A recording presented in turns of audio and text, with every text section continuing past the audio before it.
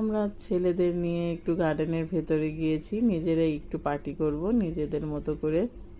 এই তো বাচ্চাদের নিয়ে এখন গার্ডেনের ভেতরে এসে পড়লাম। গার্ডেনের ভিতরে এসে দেখি খুব সুন্দর একটা গেট, চারিদিকে সবুজ গাছের। তো ফাইনালি আমরা গেটের ভেতরেই ঢুকে গেলাম। এখন একটা সুন্দর পরিবেশ দেখে একটা জায়গা খুঁজছিলাম, তো এখানে বসে ফেলবো এরকম ডিসাইড করলাম।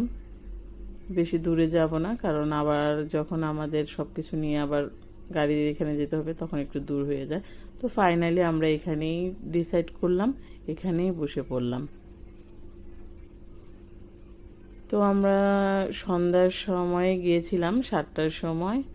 তো রাতে একটু খাবার খাবো এখানে বসে, একবারে করার ওই হিসেব করে আয়োজন করে নিয়ে গিয়েছি।